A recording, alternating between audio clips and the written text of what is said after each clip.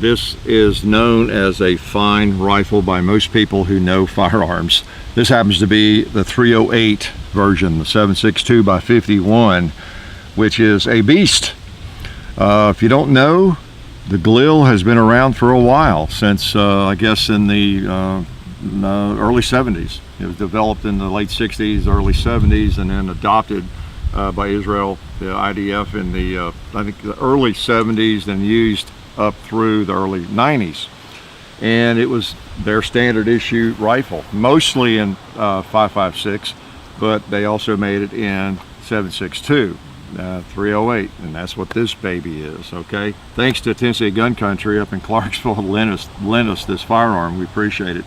Appreciate the help we get from Federal. We're going to shoot Federal ammo through it, of course. Some 308 there, 150 grain, full metal jacket, and we appreciate the assistance we get from Bud's Gun Shop. Hope you will support the people that support us. Okay, so what do we have? Actually, I used to own one of these things, believe it or not. In the 80s, when I first moved here and bought this place, I picked one of those up. I guess it was after I moved here, briefly after I moved here. I had it for a couple, 3, 4 years, and let it go. After I think it was after the crime bill craziness, and it started shooting up in price, and somebody talked me out of it, and I had my fun with it and shot it and everything. And having this around today makes me miss it, because I really forgot what a great rifle that it was. And there's a bee trying to get us again. I remember the other video where he was doing that on the microphone. But this thing is a gorgeous rifle, and you can tell probably already it's patterned after the AK, which right away tells you it might be decent, right? But I had one, and it just got away from me. But this thing is smooth. I have enjoyed firing it, and we're going to fire it some more. Why don't we just take a couple shots with it, okay? You think I need to leave the bipod open? Probably not. All right. We got a loaded magazine. Now we have a loaded chamber. Let's just go on over there and pop a red plate.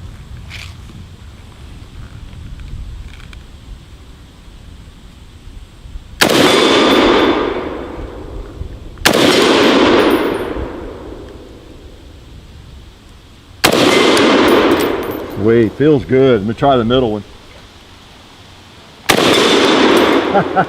Hit it so hard, knocked it off. Try the other one over there. Wow. Maybe I'll try the little one, the smallest one.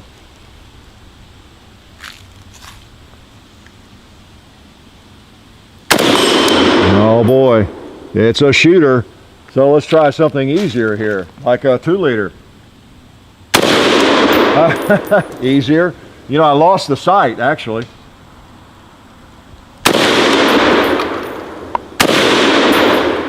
Again, if it were mine, I'd probably do a little painting, just like the AK. Flip up the safety there.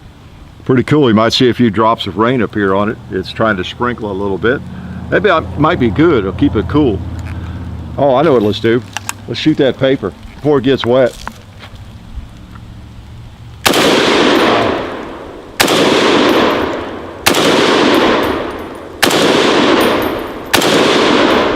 Let's put a couple on the barrel. Oh man. Woo, this thing is hot. Another 2-liter. Let's smoke some pot right away here while it's still dry.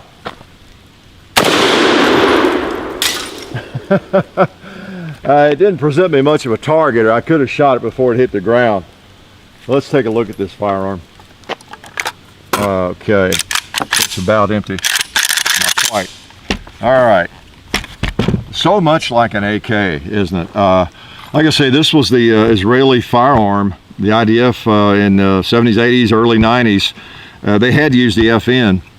And they were having some problems with the FN, getting sand in it. And so they had some experience in various battles and wars, actually, with the AK, against the AK. And they got to mess around looking at it and kind of wished they had something that was more like an AK, that reliable. We all know it's famous for that. So what they did was, specifically a fellow named Galil had some help, came up with a better version, really, in a lot of ways, of the AK. So they took the AK and tried to make it even more accurate and more reliable and softer shooting. This thing doesn't feel like a what am I trying to say, like a 308. It really doesn't. They modified the gas system a little bit, and I think I'd need to have a physics degree to fully understand what I've read about that, but they modified it just a little bit, and of course it's got some weight, so you really don't get a bunch of punch. It does feel almost more like a 7.62 by 39 that you're shooting. It really doesn't feel all that different from shooting my Arsenal AK. But just to prove it to you that it is an AK, now we are clear, or it's kind of an AK variant. And this, I understand, this lug, they extended that just to make that more sturdy, because your sight is right there. You get your flip-up sights for, I think, 300 and 600 meters. You got a flip-up tritium sight there and in the front. How cool is that? So let me see if I can not be too fumble-fingered. Take it apart. Yeah. How's that look? Does that look like an AK to you? It does, doesn't it? Pretty familiar look. Get that out. And gas piston and bolt and everything. That's pretty much AK, except for this flange here, you know, behind the head there, the piston. That, now, as I understand, I've read that was to help stabilize that, so it's not quite as sloppy, but it's also to keep gas from building up in there. It gives it a relief too. So I'm not sure what all it does exactly, but that is one difference for you folks that have seen AK pistons and everything. That's a little bit different there. I can see how it would stabilize it a little bit. But you know, it's pretty much AK.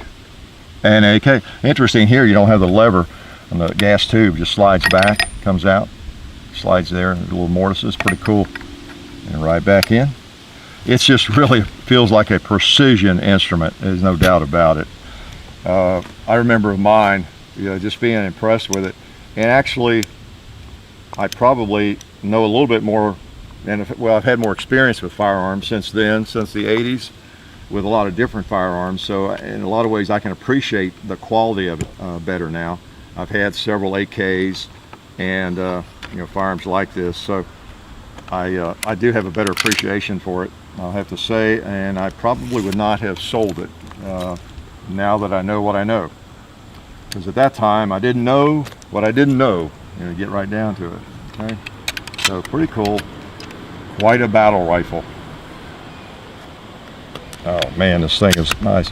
Now this is the of the Galil. They had several different versions of it. They had the standard rifle. They had a carbine.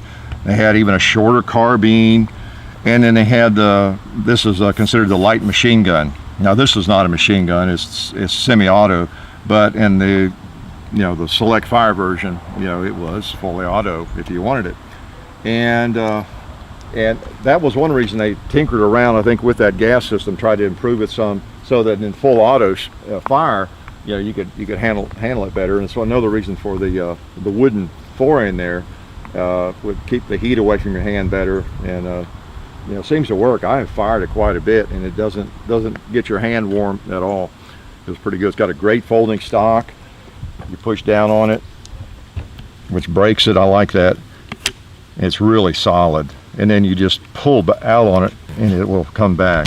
Okay, so really nice. I remember that being the best folding stock I'd ever seen at the time, and maybe since then even. So that is cool. Now it also has the bipod is pretty cool, and John and I have been shooting it, messing with it. It's a bipod that's just really works. It's loose, just enough loose, and it's easy to get on. When I first tested to see if it was sighted in, I just thought, wow, that is a nice bipod. And it was sighted in. No doubt about it. The owner has a lot of these kinds of things, and I figured the sights would be right on, and they are. But I like that bipod. It looks a little thin, but it works. It's great. You also have, I'll show you a couple things here before we fire it. The bipod also serves as a wire cutter. I read somewhere that in just traveling through some of the rural areas, they needed something like this just to cut fence wire and that kind of thing, and so you got a built-in wire cutter. So Look at this. As you close it, it cuts that wire. How's that for cool? So I thought I'd demonstrate that in case you thought I was kidding. And something else, that's not a bottle of beer on the table there. We would never do that. It has a built-in bottle opener and it's not accidental. Now I've read 2 or 3 different reports of it. This is root beer. Hopefully you can understand English if you're in another country. Root beer, not beer. Happen to have 1 bottle of this. But it has a bottle opener. Let's see if it works. Now you know what's going to happen. It's probably going to go everywhere. Let me hold it out over here. See if it works. There we go. It's a little warm, but it's root beer. Okay, root beer, everybody. Okay. Somebody in some foreign country is probably thinking, what's he say? He's rooting for beer? Yeah, on the shooting table. Now, that's not as gimmicky as it sounds. I read that that one of the reasons for that was that, you know, in Israel you have a lot of people in the civilian reservist forces or whatever they call them, just a lot of people with these firearms, not many probably with the 308 version, 5.56 more likely, you know, most people would have and use, but they ran into an issue. There's a real world issue problem with the Uzis and other guns with people using the magazines to open the bottle. You know, the magazine lips. And I can just see that. I haven't tried it, but I can just envision an Uzi magazine, the lips, you know, fitting about around a bottle like that and being something that would work. But they would bend the lips on the magazines, and then the magazines wouldn't be reliable. And so over time, you'd have a lot of the magazines ruined, you know. So actually, that was intentional for that reason. It's not a joke or even an afterthought. So anyway, that's pretty interesting, I thought. And you got your bolt turned up here like that. It's pretty cool because you can grab it from either side a little bit easier, you know. And it's just a really cool gun. One thing's interesting, it reminds me of my Arsenal AK. When it's, let's say I'm hot and ready to go, and I got my safety on. That's one of the awkward things about an AK style, you know, safety a little bit. Well, it operates over here by the thumb, and that's where Arsenal got that idea, I guess, of course. So you just push forward, push it right down, and you're ready to fire. So it'd be a great carry gun. Well, you know what I mean, not concealed carry, but you could have the safety on, and you know, as you're moving through the forest or wherever you are, then it would just be a simple push of the thumb. You're unsafe, but push that down, boom. Yeah, I like that. The Galil 308. So this was what they used up until the early 90s to mid 90s, and they went to the M4, M16, I believe, and now I guess the Tavor. So I'm not an expert on the military history over there. This is imported by Action Arms. It's an old one, I guess pre-ban. This is made by IMI, you know, got right on the side, not IWI, which is IWI now. But so these were, again, available back in the 80s, you know, and I guess late 70s, well, the 70s and in the 80s. And can't believe I had one, let it go. Pretty cool gun. Let's shoot the thing a little bit more. Okay, magazines, they're kind of a straight affair for the 308, but they rock in like an AK, like you'd expect, and lock in the same way. All right, so what do we got here that hadn't been addressed? Safety off. Now what I do? You know, I didn't get that mag in all the way or something. Let me check.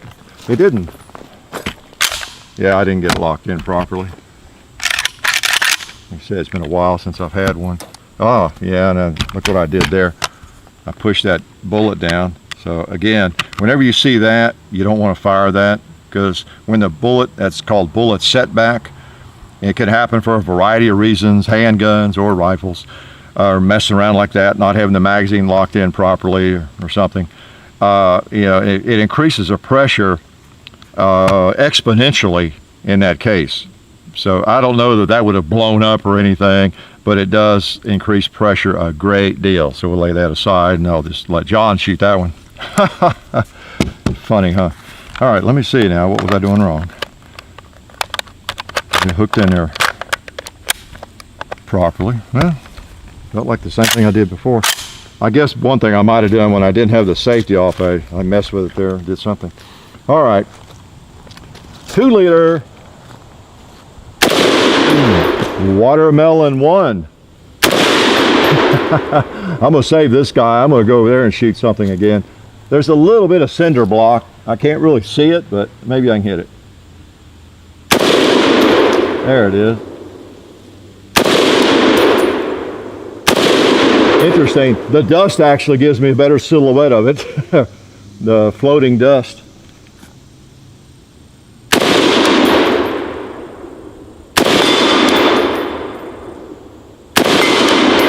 It's a hot round. You can't shoot anything else with it. Can't shoot animals or over there. It's hard, just like a 308.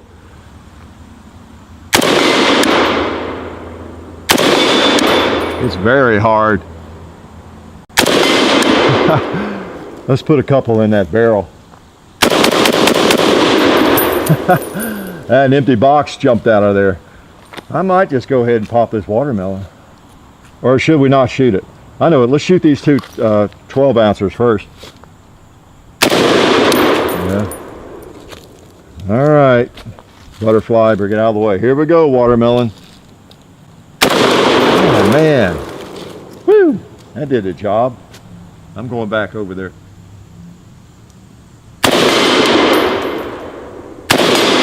I know what let's do before we're out of ammo. Let's put the tripod on. Let's see if the tripod works. All right.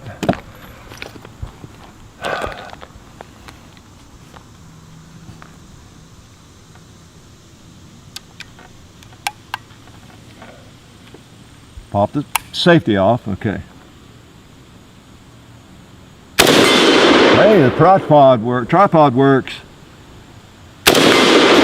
Nice. Nice. Click.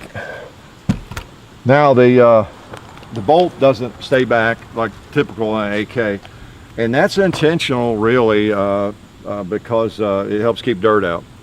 So that's one of the reasons they make them that way. I think there was some other lie I was going to tell you about that bipod. Did I call it a tripod? Well, I never did know much the difference between 2 and 3, but nothing like an AK anyway. They just feel great. Yeah, I like that bipod. It's not gigantic and heavy and in the way, and for something that doesn't have great lines, you know, like a M1A or a Garand, you know, this thing looks pretty busy. But considering that, it's actually a pretty convenient rifle, and it's got some weight, but it's not like picking up a BAR or anything like that. And if you do think it's kind of heavy, one thing you can do, I carried it over to the chapter 2 range earlier today, and you can just pick it up by the handle and take off. So that's pretty cool, especially if the barrel's really hot. So it's a neat rifle. It's really a piece of history, the Galil is. I don't think you find many people that don't have a lot of respect for the Galil. Again, most of them you encounter, I guess, would be 5.56, but it is highly respected and always has been, as far as I know. And I remember back in the 70s and 80s, you know, when I bought one of these, the 5.56s were readily available. They were around. I just still feel kind of the same way. If I'm going to have a 5.56, I just soon have an AR rather than a pretty heavy, big rifle, you know, chambered in that. And now they are making this now. I think, in fact, it just came out, at least available in this country in recent months, the Ace, and it's supposed to be a pretty nice rifle. It's an updated, modernized version of this. Okay, and I don't know a lot about it. I don't know if it's something I'd be interested in or not, but there is a newer version, you know, kind of this rifle. Okay, but man, this thing is cool. It's just it is quite a piece of hardware. Everything about it screams quality. Like that. Let me get the mag out. Push right there. A little longer flange on the right side. So sorry, lefties on that.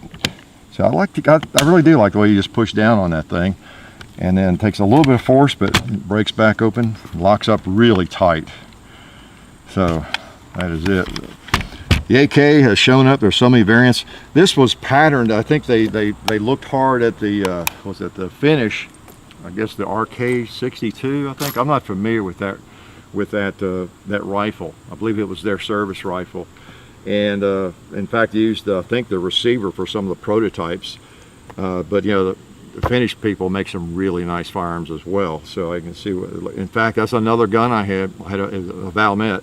I had a Valmet for a while living here, so it was in the 80s, late 80s, M78, M72, I forget the model number of it, but it was a big old rifle. I think it was bigger than this, had a carry handle, 308. So there have been some big battle rifles out there, and some really high quality ones. That one was. So they borrowed obviously from that, the AK, and create a really nice rifle. And they're not many of them around. They're expensive. This thing is worth $3,000 or $4,000 probably. They haven't imported any for a couple of decades, and there won't be, I guess, any more coming in. So hard to find, expensive, high quality, but you know, there you go. In a 308, that's probably one of the best 308s that's ever been made, be my guess. So I can't think of anything I forgot to tell you because I don't know much, but it's a cool rifle. Life is good.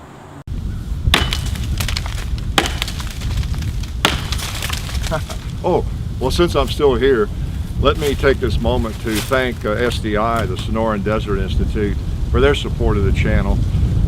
We appreciate